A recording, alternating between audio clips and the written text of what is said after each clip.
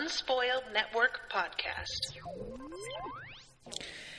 This is Spoil Me, covering What We Do in the Shadows, Season 4, Episode 10, the final episode of the season, Sunrise, Sunset. In this episode, we have got the end of what looks like Guillermo's living with our vamp friends, and I'm really not sure if it is. I don't know. Also, Colin Robinson is back, and the same as ever. Also, farewell to Nadja's club. Almost. Welcome to Spoil Me.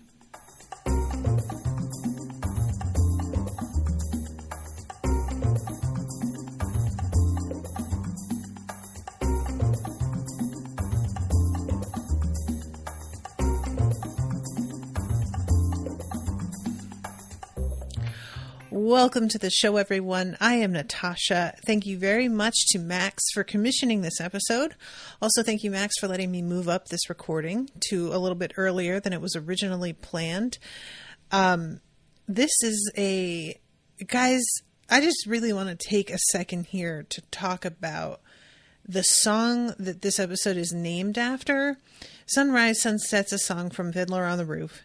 And I remember as a kid, back when I still thought maybe musical theater was the thing for me, Fiddler on the Roof and West Side Story were two of the only musicals that I really, really loved. Fiddler has just got some fucking bangers in it, honestly. And I recall watching it, and when Sunrise, Sunset played, my mom started crying. And I remember at the time being like so startled by it because the show was otherwise, there are so many bright points, but there is like a really devastating, I don't know if you would call it a pogrom, but it's an ethnic cleansing attack. And that was not the scene that she started crying at. It was this. And I was kind of like, at the time as a kid, like, that's surprising. And now as a grown-up, I'm like, oh, I get it now. Yeah. This song, you guys, I hadn't heard it since the last time I'd watched the show. And when they're like singing it at the end of the episode, I found myself tearing up. I really did. Like, this is a very affecting song. And it's kind of funny, like in the context of everything, it could be played as just a straight up joke, but there is a real sadness in what happens with Laszlo and baby Colin. And I was unexpectedly devastated by that. So Asher's here. Hi, Asher. So the episode begins. This is so great, you guys. Colin Robinson is in his teenage emo phase where he doesn't want to deal with any adults. He doesn't want to talk to anybody, listen to anybody. He just wants to sit around and listen to music and throw attitude. The only thing that we need with this to bring it to a new level is him on his phone. He doesn't have one. And I don't know if there's like a specific reason for that other than the fact that the vampires are just completely technophobic. But I'm going to just go with that. And if he had one, I'm sure it would be a total nightmare. But yeah, if he decided that he was going to like start, we had him as a child starting a YouTube channel. So I guess he could do that. But I feel like it would be really funny because he could start a channel where everybody around him is acting like they fucking normally act, and we would know it was just him filming his daily life. But everybody watching it would interpret it as an ongoing bit, like a series of bits. Nobody would believe it. And it would actually kind of be the absolute perfect choice for starting a channel that would probably take off pretty quickly. So anyway, this scene where Laszlo is attempting to connect with him again, it's tough because he just has no interest. Laszlo is trying to be like, why don't we go back to the zoo and see about those rhinos that we like checked in on last time and how they're growing. And when not only does he have no interest, but he actually puts his headphones back on when Laszlo is still mid-sentence and then just basically like, why are you still here? The level of rejection here is kind of funny because Laszlo is like this a lot, depending on who he's talking to. But when he's on the receiving end of it from somebody that he has felt like he was the superior to, obviously it takes on a whole different flavor. And, you know, I'll give Laszlo some credit here. As much as he has no idea what he's doing as a parent, I had not really thought about the fact that, like, you know, he's trying to raise somebody who is a completely different type of vampire to him, and he doesn't know anything about raising a kid anyway. He didn't have kids well, he had all those bastards, I suppose. But I don't think that he had kids of his own when he was a human. So he's really operating from like no experience here. And he is aware of that. So he's out here doing some research and reading like YA books about what it's like to go through puberty, basically. And it shows him reading, "Are you there, God? It's me, Margaret." But the word God is scratched out, which was a joke that I had forgot. Like I saw that it was just scratched out, but it's not until later that Colin says the word God out loud and Laszlo keeps like screaming in pain from it. And I had forgotten that it has that effect at all. So that was kind of a fun little bit. So I just want to say that, like, you don't have to be a perfect parent, but if you're out here like researching and trying to understand your kid better, I feel like you really get credit for that from me, because that's really what it's about. It's not necessarily that you manage to make the right choices every time, that you're, you know, that your performance is flawless, but there's a surprising number of people out there who just basically, when a kid is going through a different phase of their lives that the parent can no longer really relate to, they sort of write that phase off as being silly inherently and unimportant in a way that's really, really dismissive and minimizing. And there's a sort of attitude of like, I'll just wait for them to get through this bullshit and then we can reconnect on the other side. And that's like, to me, as somebody who's not raised a kid, and I will freely admit, like, maybe I'm wrong about this, but to me, I feel like that's what's the most important, is during the phases where it seems like you aren't wanted or don't understand what they're going through, just being willing to listen to them instead of being the one to instruct. You're just around offering support because you don't understand and you are suspecting, like, if I don't get it, then I guess they probably don't fucking get it either. That to me is the main thing. And I know, like, I was actually a pretty easy kid to deal with in a lot of ways. But even when I was like 14 is when it started. And around 16, by the time things really hit a crescendo, I started to go through a period of like really intense depression and just such a sad slope downward that I was sliding down. Lots of slopes right there. A sad slope that I was sliding down. And I still remember overhearing my mom talking to somebody on the phone about how we had gone to New York City a few days earlier and that I didn't crack a smile almost the whole time and wasn't interested in anything. And I remembered being startled because I hadn't been interested in anything. And at the time, I didn't really I don't think I realized, and it hurt to hear her say it to somebody in a way like, oh, you know how teens are, when I hadn't been fully aware that I was being seen that way. And it made me stop and go, wow. But while we were there, like, we were in New York City and I really didn't give a shit. And I feel like that's the sort of thing nowadays that probably my mom, with the knowledge that she has now, would stop and go like, what was going on there? Is she okay? But at the time, it was just sort of waved off as like typical teen behavior. And I really wish that we would take it a little bit more seriously, because like, what happens when you are in those dark places if you don't have somebody who seems to care if you're okay? That can be a consequence you live with for a long time if you make some bad choices. So all this to say, I appreciate Laszlo making an effort here. He's really frustrated and irritated a lot of the time, but also is just like doing his best and seems truly concerned.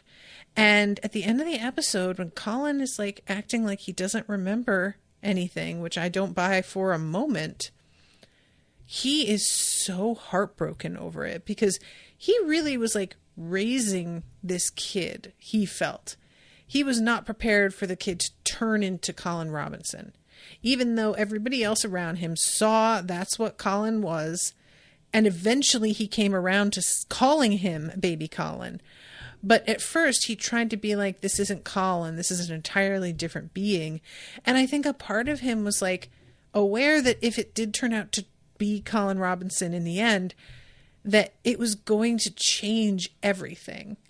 And the relationship that he had couldn't survive the return to him being just like the grown man energy vampire that he had been. And it looks like he was right, but just in a really more dramatic way than I had thought. I didn't expect Colin to straight up pretend he didn't remember anything. And the fact that he's like whistling one of the songs that he sang when he tap danced, I think is clear evidence he does remember. And he just either doesn't want to acknowledge it because it's sort of embarrassing, or he doesn't want to acknowledge it because he's feeding off of the pain that Laszlo is generating because he sat over this, or just a general sort of power play. I don't know. But we get over the course of this episode, like at one point Nandor tries to say, because Laszlo and Guillermo are discussing Colin and how difficult they're finding managing him lately. And Nandor tries to say that he knows how to talk to kids in their lingo because he had so many teenagers that were part of his army, because it took a lot of like convincing to get them to stand on the front line since they knew they were going to be mowed down. So he had to get extremely good at talking them into standing there, which is so dark, you guys. And there's something about, as he's like saying this, the look that Nandor starts to get on his face. It's like he starts to hear what he's saying and be like, oh, okay, I guess that's pretty fucked up, but I'm going to own it and I'm going to finish telling you the truth. So anyway, he goes down and he tries to talk to Colin, and Colin is hammering at the walls of his room, his old room. And once Laszlo says that's all he seems to want to do anymore, I started to go, okay, something's hidden here. I don't know what it is. I really can't imagine. But what we've taken as just random destruction has become a symptom of like, there's something hidden. There's a secret. So I'm already on the lookout for that at this point. Nandor goes down there to try and talk to him, and he does the thing that's like, I really love this, because he tries to do the like, you know what's even cooler than listening to cool tunes is respecting your housemates and your elders. And Colin says something like, wow, I'm really blessed that you came and talked to me. And when he said blessed, I felt like this was a very clear like reference to the fact that Nandor sounds like a youth pastor right here. Like there's just something there is nothing more like upsetting than a person who isn't natural in using certain slang attempting to use it.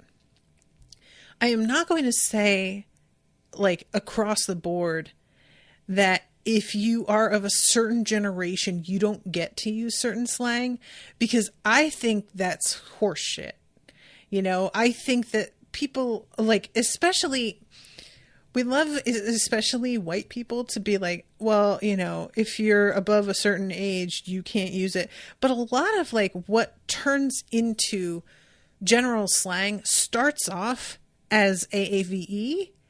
And in that case, anybody who is of color and of a certain age can use it, whatever, because it wasn't ours to begin with.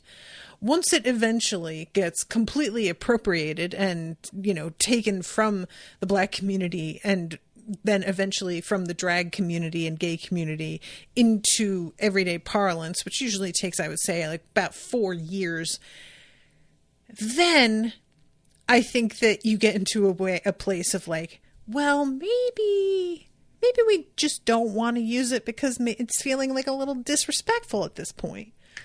That said, there are plenty of words that are more modern slang that I use all the time, and I'm almost 40 years old. And I think it's fine. I don't feel like I'm attempting to use them. They're part of the way I talk now because I am a chronically online person, and that can happen. The problem becomes when that is not natural to you, because it's not part of how you talk. It's a put on in order to attempt to connect with somebody. And if you don't know how to use the words, or if they're not natural, it's very clear as you begin to talk how tortured the sentences are, you know? So that's the main issue here. And yeah, he does this trying to like reach out and be like, well, you know what's really cool? You know what Jesus said was to respect your elders. And I love that like Colin tries to say like, oh yeah, thanks for that. And then he turns away, Nandor looking pretty satisfied with himself, while behind him, Colin is doing a jerk off motion. But yeah, eventually Colin is down there and he, is busting his hammer through a bunch of different walls, really irritated after he finds out that he is an energy vampire. Because we see him in a fight. He took Sean's car on like a joyride and drove it into a ditch, apparently. Sean is just so incredibly chill about this. Like, I could never. And there's a moment where it looks like he's going to fight Laszlo. Like, Sean is basically going to be the ref for this boxing match. And then all of a sudden he's like, no, wait, I feel better now. And he walks out and you see his eyes turn that white blue like he was feeding. And I was like, oh my God. And for a second I thought he's like purposely upsetting them in order to feed on them. But I'm not sure that he knows what he's doing. You know, with Colin Robinson, he was fully aware of making people upset being what generated his food source. And so it was a purposeful choice to like get them bored or irritated or whatever. But at this point, he doesn't know he's an energy vampire. So I think he's just instinctively making them annoyed. And then afterward, he always feels better and he isn't sure why. And so he's just continuing to do that because it's what's giving relief when he isn't otherwise able to get any other way. I kind of wanted to stay in this place for a little while longer, honestly. I wouldn't have been mad if he was like at this spot as a teen last episode and we got a little bit more of this, because him like consistently trying to upset them but not really understanding why he was motivated to do it and why he felt better afterward, I just think would have been sort of interesting to see. But it's not a big deal. And Asher says, Hashtag blessed. I think all that behavior has been instinctual too. He obviously tends toward irritating people, talking about YouTube videos on end when the other people's obviously aren't interested, etc. Yeah, it's a sort of a weird thing. Like, he wasn't feeding at the time because his eyes weren't turning blue. So I'm assuming it was just like, I know that I should irritate people. I am not clear on why I should. But I'm going to do that because it's what I do. And eventually, once I hit puberty and am able to feed, it will start paying off. But I'm not conscious of that right now, you know? That's my assumption. It's sort of fascinating to me to see this. So he eventually, because he's so like frustrated after finding out that he's an energy vampire and that Laszlo didn't tell him this whole time, he starts busting into his walls with even more energy and fervor than before. And he finally busts into this spot where a box is hidden. And it has a... Sorry, Asher says, might explain why he never did what Laszlo wanted for him, too. Yeah, it's sort of weird because he went through a period where he did. He was, like, performing for the club and things seemed to mostly be going well, but he also like didn't seem to enjoy it. I don't know, but he finds a slide and he puts it into a projector and it shows a couple of spots in the walls labeled 1, 2, and 3 in his old room. And he knows to go and tap each of them with the hammer very sharply once in order. Which, I'll be perfectly honest, guys, I didn't realize that's what that meant. I was thinking that, like, those were just labeled 1, 2, and 3 of spots where I have things hidden. I was not thinking about it as tap here first. And I like the fact that Colin knows how to handle it because he sent this message to himself. So him interpreting it correctly is fine. But I didn't think of it. So when he just taps it once and then moves on to the next one, I was like, oh, okay. And it causes one whole wall to come out. And there is a reveal of tons of like notebooks and file boxes and filing cabinets and a desk at the end with a pair of glasses conveniently in the drawer for when he starts to have difficulty reading. And as he's sitting there running his hand through his hair starts falling out until eventually I forgot to mention too, there's like clothing there, a whole wardrobe of shoes, sweater vests, the whole thing. So that when he eventually rejoins the rest of the household, he is back to his old self, completely back to Colin Robinson of old. And he claims, like I said, to not remember anything from between when he had a stomach ache to when he was reading his journals. And the only thing that I want to know is why he felt the need to hide all of this stuff at all.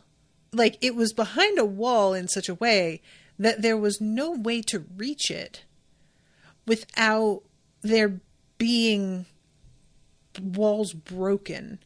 And so, did he know that he was dying, so to speak? It feels like he set all of this up for himself to find because he was aware that he was on his way out. And otherwise, why would you do it? You know? I'm just really curious about exactly what he was aware of versus not. And considering how often he sort of wondered about, like, where he comes from and the history of other energy vampires, it's fascinating to see himself just sort of like reborn, but as the exact same person. How many times does he do this? Does it go the same way every single time? What if nobody found him? What if he was like a energy vampire who lived alone and he completely was left as an infant child with nobody to take care of him, would he still manage to survive? How would that even work? I have so many questions about like the lore of energy vampires at this point. Asher is asking, do we think we knew he was going to die? Yeah, that's exactly my same question. So that's like, I wish that we got a little bit more time with this, you know? I have no idea if the next season is going to go into this anymore. The way that it feels like they hurried a little bit to bring back the old Colin Robinson, and that makes me feel like we're not going to find out anything further about this. But I don't know. Maybe we will, because the next season, season 5, there's already 4 episodes up of it on Hulu. I hadn't realized how far along it was.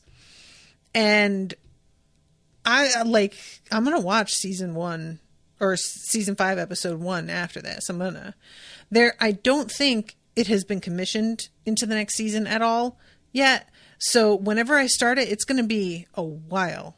Like, it's going to be at least January, because I don't have any more open slots until then at this point. But I'm still going to watch it now because I really, really want to know if we're even going to touch on this topic. And I just, like, a part of me is so sad because what they were doing with Colin Robinson was very interesting. And I think I just regret that it's over so soon, because I was enjoying the strangeness of it all. I even grew to like the incredibly creepy CGI after a while, you know? So that's pretty much Colin's storyline, which was the one that I found the most compelling. The next thing we've got to talk about is Nadja's nightclub. So she and Mabel are cooking up an idea. So what Mabel explains, she's suddenly, as they're looking around, realizing their business is going to shit, they start talking about what they have had to resort to in order to make money. And it turns out renting the space out for like kids' birthday parties or bachelorettes, things like that, those are becoming like more and more popular. And it's just got the vibe of a place that's on its decline. They tried to do a couple of other things. We see a vampire rap battle thing where it turns out that they cannot keep their temper. So as soon as one of them starts to insult the other, they just launch themselves at one another and start fighting to the death. And this is really funny. It reminded me, there's a bit in the Sookie Stackhouse novels where she's talking about how somebody tried to do like a vampire wrestling network, but vampires have no concept of like holding back and fake fighting. And they completely like ripped off somebody's arm on live TV. And so it never went forward past that one episode. So it reminded me of that. But then there's another scene where they bring in a human improv group. And I just really want to say, really quickly, I have nothing against improv. In fact, a lot of the people that I know who have done improv are really, really talented people. And there's a part of me that is like, I think just so intimidated by the idea of going up with no plan that I react strongly to the concept of doing improv because it's terrifying to me. That said, my ex-husband was part of an improv troupe in Philly. He got accepted to like a pretty high profile one. And I would go to see his shows, and like every now and then you would get a really good one. But there were a couple that were so rough, you guys. Like so rough. And it was the sort of thing that I am not awesome. I'm going to be very real, and I don't think a lot of you will be surprised to hear this. I am not awesome at being positive and supportive when a thing objectively did not go well. It's the sort of thing that I really wish I could fake a little bit better. And I say fake because, like, I don't really believe that I can be honest and be supportive. And that's a real flaw on my part. Like, there is a way to simultaneously be like, that didn't go well, and be supportive of, like, but you've done great other times. Everybody has an off night. It happens. You know, like, there is a way to do that. And I am not great at it because I am somebody who can be so hard on myself, and I am not able to turn that off very well when I'm dealing with other people. So there were some times where I think about it now, and, like, Brennan was walking back to the car with me after a show, beating himself up. And I was not contradicting him as much as I should have been, or just encouraging him despite things as much as I should have been. And eventually, when we split up, the woman that he married was part of one of the improv groups he worked with. And I remember being, like, relieved in a way. I was thinking, like, I'm glad that somebody from that world, because he was so interested in doing improv. I was just so not, well, I didn't enjoy going to the shows very much. And all of the friends that he made were a very certain type of white person that I didn't feel like I had any real camaraderie with. And so whenever we hung out with his friends, I felt so out of place. And I look back on it now and I'm just like, we both grew and changed into, like, towards different interests that did not work or align anymore. But the people on stage in this very short bit where they have the human improv group, if the main guy didn't look exactly like Brendan, I will tell you, no lies. I mean, everything, the outfit, everything, guys, everything about him. Like, it's almost like spooky, you know. I couldn't get over it. It was really funny. So anyway, they're asking for suggestions from the audience, and the vamps, who just, like, don't really get it, are telling them in all sincerity to suck each other's cocks. And, like, it would be very easy to play that line as them being heckled, but it's really clearly not a heckle. It's very clearly a suggestion. And the dude who is taking the suggestions seems to know that. There's the way it registers on his face, you're like, yeah, he sees that they're actually asking him to do that. Oh, bless him. He didn't come in here knowing what he was in for. This just didn't work out. So anyway, Mabel has brought P.T. Barnum to talk with them about how to bring in an audience to the club. And I'm thinking, oh, okay, I guess P.T. Barnum is a vampire. Which actually, considering the fact that he was a racist, ableist, predator, exploiter, P.T. Barnum becoming a literal vampire actually makes total sense to me. And if anybody out there hasn't, like, especially if you're somebody who is a fan of the movie The Showman, if you haven't looked into the actual history of P.T. Barnum, I really recommend getting brought back down to earth about what that man was really like. Because The Greatest Showman, for me, is the kind of movie that shouldn't have been allowed to be made during the year it was made. Like, if it had been made 20 years ago, that would be one thing. Before all of us had the internet at our fingertips and were able to find out the things that we can find out, then maybe there'd be some excuse. But it was a movie glorifying a man who was one of the most vile human beings I have ever read about. Anyway, this dude, it turns out, is indeed dead. But Mabel has figured out how to bring human beings back from the dead for 24 hours before they basically like crumble away. So what Nadja decides she is going to do, because Mabel's initial assumption is that they're going to use these people to like pick their brains for ideas, RE marketing, and find folks who were like, you know, in the scenes back in the day and ask them how to run a nightclub and get people in the door. Nadja is like, or we could make these famous minds into the show. That's what people will come to see.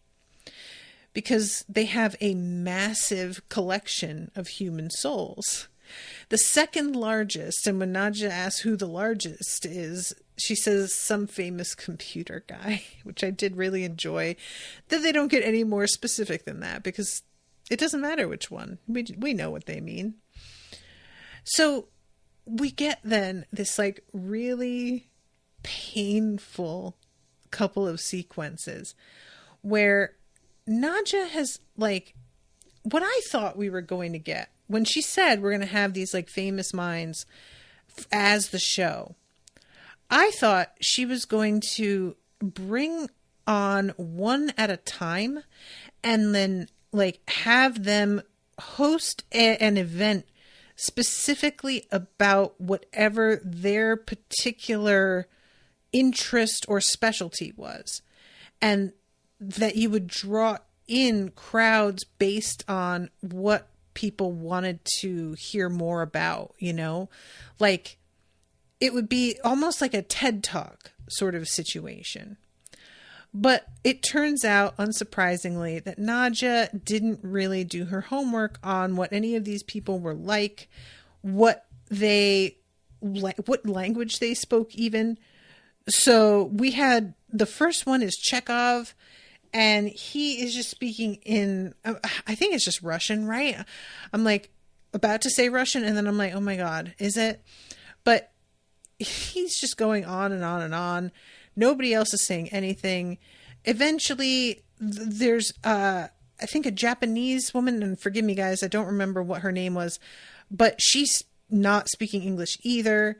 It doesn't seem as if Nadja knows any of these languages. So they're just talking, and she isn't understanding anything, and it doesn't seem anyone in the audience is either. And eventually, it's like, first of all, very clear that the audience of the club, they are not invested. They didn't come here to listen to a bunch of long dead humans speak in a different language about shit they no longer care about or fully understand. So this is just not working out. And then when we jump ahead a little bit, Mabel is talking to the screen or to the camera about how they figured out they don't need to have people here in person for these talks. They can just record them and put them up electronically for people to listen to, and they get money from advertisers. So they basically made this into a podcast, and they have at one point Gandhi reading an ad for Blue Apron, which was a pretty good joke. I really think that most of the people who are going to be watching What We Do in the Shadows are the exact type of people who also listen to a lot of podcasts. And so I don't think this joke is going to be lost on any of them. If you're listening to me recording on this, I don't think I need to explain it. But Blue Apron, as well as Casper Mattress, which is what she points out later, is going to be read by Ernest Hemingway, I think it was. those are the two, probably, other than like maybe Quip toothbrushes and Squarespace, like some of the biggest podcast advertisers out there. It's the sort of thing that almost makes me feel left out, because like it's such a joke, an ongoing joke, how many podcasts have ads from these companies. But I have never worked with advertisers in this capacity before, because frankly, I don't have a big enough listenership. That's my main issue, is like, because I make a bunch of different feeds for Unspoiled and Spoil Me, that's an advantage in some ways because I've diversified so much. But because I don't have one large feed that has drawn listeners to the centralized feed over time, I don't have one large listenership that all my ads go to that I can point to.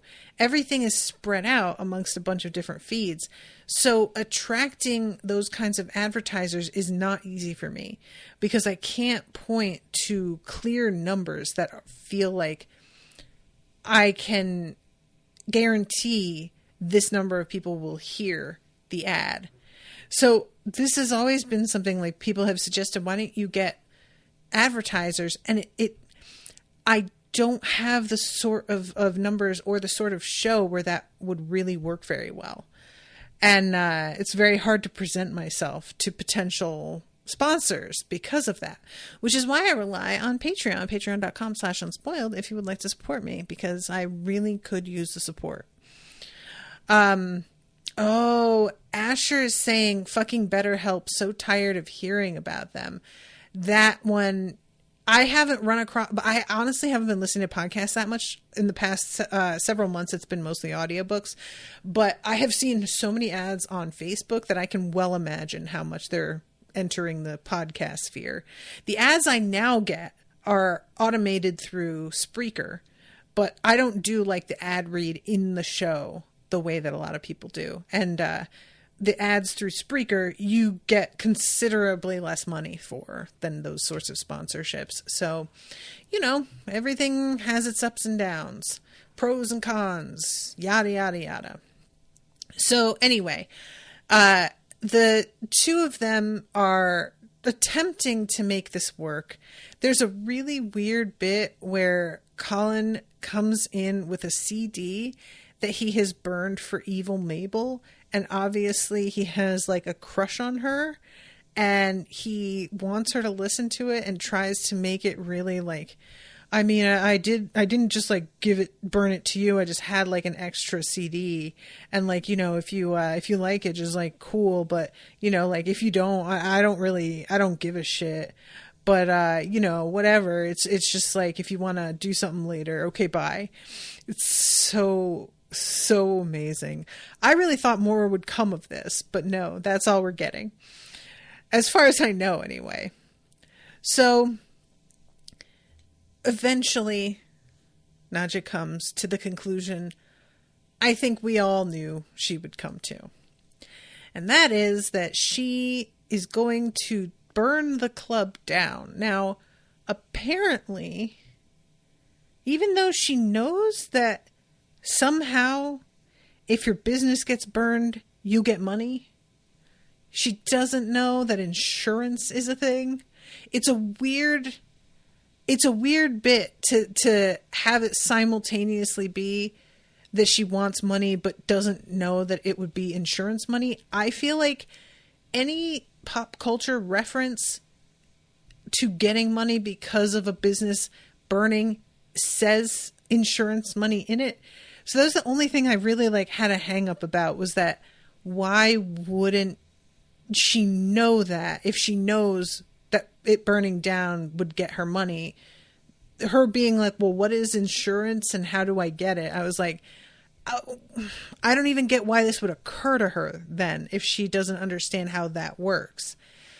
I would have been willing to accept that she knows how insurance works, but she doesn't know that you have to have it beforehand. That would be fine. But I just didn't really understand the fact that this idea entered her head and she decided to carry it out if she doesn't know how the mechanism functions, so to speak. But anyway, she goes to light the place up. She just closes the doors behind her after dropping the lighter.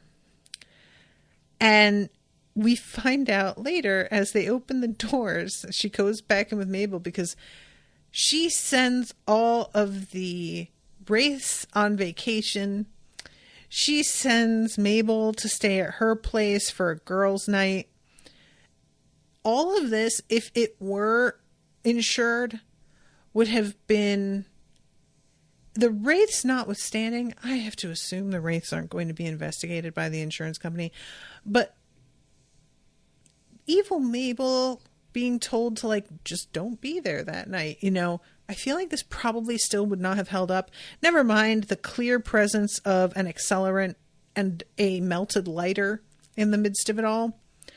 But the blood sprinklers went off, even though they have literally never worked since they opened the club. So it's completely doused the flames and nothing burned except for her office where she didn't have blood sprinklers set up. As soon as Mabel says this, I immediately go, oh God, did she? Okay, I'm sure she took the money out of her office. I was such a fool. I don't know why I thought she would have done something right at this point. I assumed her office would be fine, that she had already taken what she needed from it. I was wrong. We then go to her opening that secret panel, and all of the paper money that she had stored there has gone up in flames. And she is looking at the camera saying how she's been drinking a little bit too much liquor blood and thus has not been making great decisions all the time. And y'all, this is so heartbreaking. On the same point, though, I was glad that she didn't have anything to show for it because, frankly, she mismanaged so badly. She treated everybody so poorly that it felt like justice to me that she lost everything that she had been stealing, you know? And talking about how the club isn't making any money except for like a trickle. And then you see her taking a very little bit of what she has been hiding and putting it back into the safe. It's very hard for me to have much sympathy for her. Just the fact that she knows that it was her own fault, that was more than I could have hoped for, because part of me thought she was going to find a way to blame evil Mabel for this. And I just like relieved that she blames herself. That's one step in the right direction. So that leaves us with Guillermo and Nandor to talk about. Now, Nandor has very little to do in this finale, which I sort of found surprising. He just really isn't in it. And like, I don't remember if he's used up absolutely all of his wishes.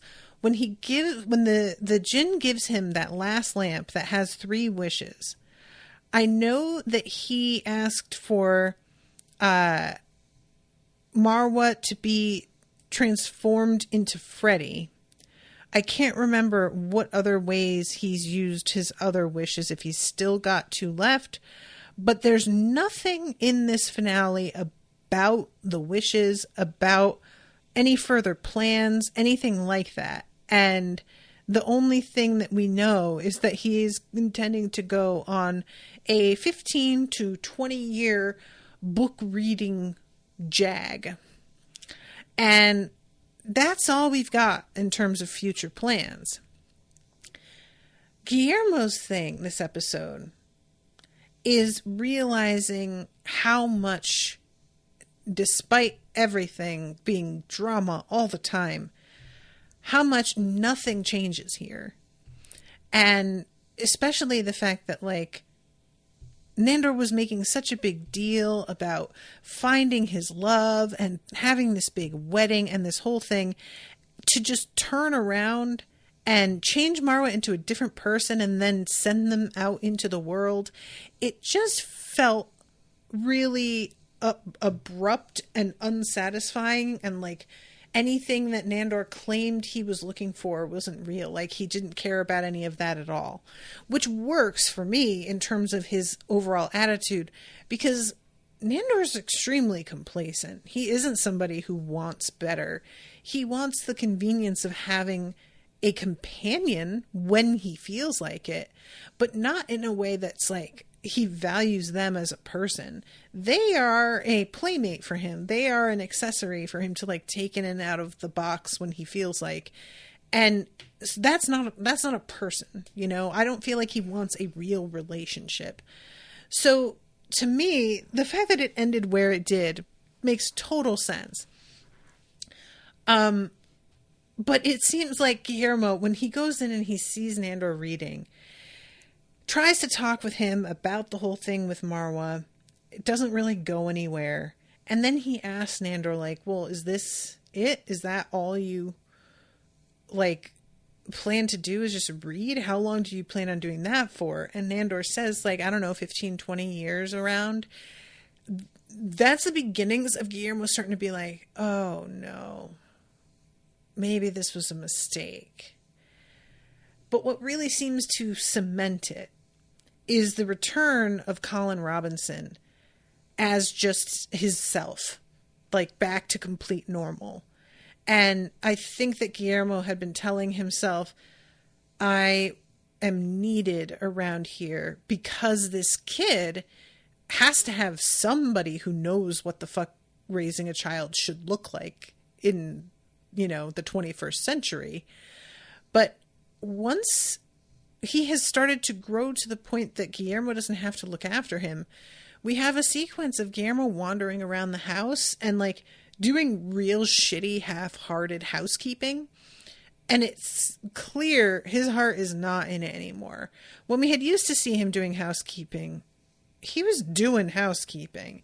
This is all like vaguely waving a duster in the direction of a lamp, but he's not taking the cobwebs off. When he's sweeping up leaves, he's not even really sweeping it up. He's just sort of moving them around on the floor. It's just like he is over and underwhelmed at once. So seeing Colin come back and that there's truly no need for him to help with this particular thing anymore, that seems like the last straw. So we see him leaving the house.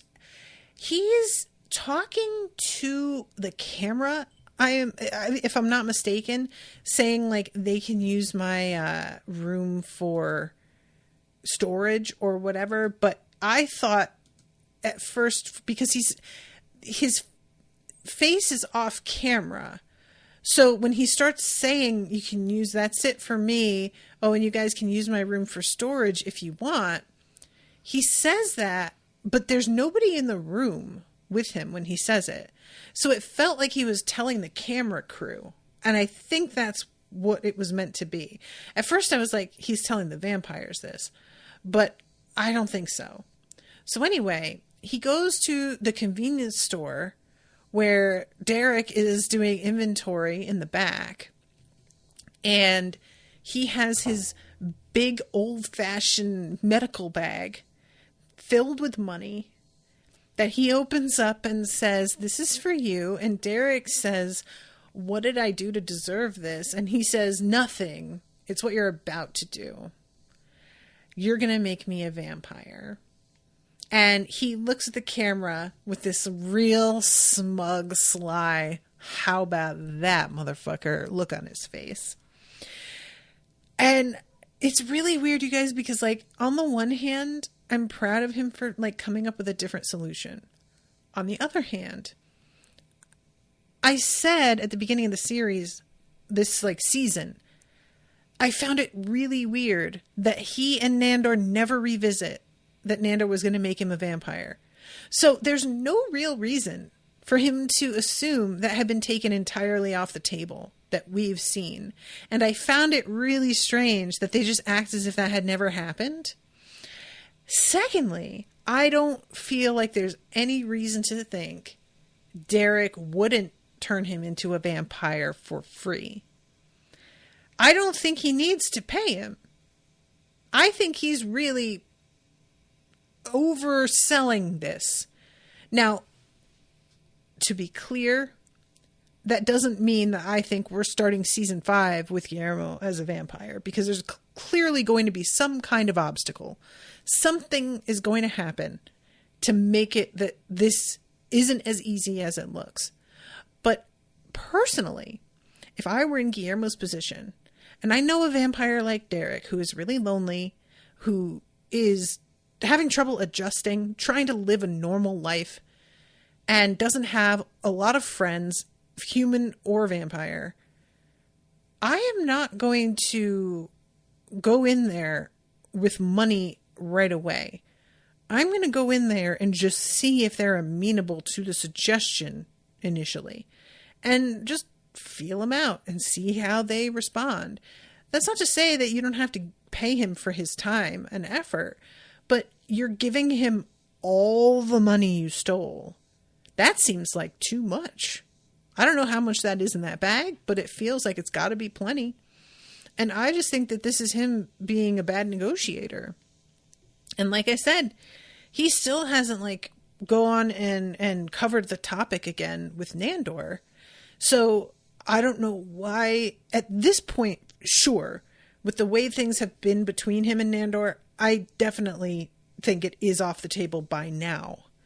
But it seemed like the reason he assumed it was off the table was because they had been going to, and then he didn't show, and a whole year passed.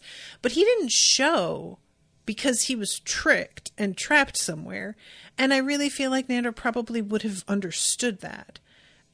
I say that, maybe he wouldn't, but at least if I had gotten to see the conversation, I would feel a little bit more solid on this. And then to get to the real heart of the issue, I really didn't know how much he wanted to be a vampire for real anymore. I know that there was the episode where his family came to visit where he told them that he did still. And that's fine. I'm willing to accept that he was telling them that because the goal had been in place for him for so long that at this point, I mean, you sort of continue to tell people what you have been telling yourself for a while, even after you've started to realize maybe it's not exactly what you want anymore. So it didn't surprise me that he would still be saying that to them. But I really wasn't totally certain if he was still there mentally, or if he was beginning to think maybe this isn't what I want. So I'm a little bit even if he did become a vampire, how does it work if he has the blood of a vampire slayer in him? As far as we know, I don't think he's ever been bitten. I am wondering if it will be possible to bite him. Does he have some built-in defense, either to keep him from being bit at all, or does his blood taste terrible? Does he automatically fight a vampire off even though he thinks he's going into it willingly? There's some deep instinctual response to a vampire attack that he can't prevent himself from fighting off. I just think there's a lot of variables in the mix considering his family history. And I am really, really curious if that's going to be the direction the show goes with regarding him trying to turn into one. And if he succeeded, would he just have incredible self-loathing because his whole thing is supposed to be disliking vampires? Even though he lives with them and it hasn't seemed to inhibit him too much. Every reason he's disliked them has been valid. So I don't know. Yeah. But that's it. That's a wrap on all of season 4. And I'm kind of startled at how little has changed. It's Guillermo's takeaway at the end of the season almost feels like the writers acknowledging themselves in a meta sense. Yeah, you know, nothing ever really will change. That's kind of the point.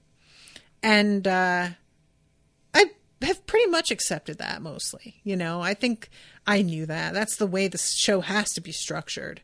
So that's fine. But Guillermo isn't a vampire. So for things to change for him, at least, that would feel like something. All right, I'm going to wrap it up, but thank you again so much, Max, for commissioning this. And anybody who's interested in commissioning the next season, get in touch, let me know. Like I said, I'm going to be watching the first episode of the new season right away, so I'll probably be in the no spoilers with that. And I hope that y'all have been enjoying the coverage. Until next time, toodaloo, motherfuckers.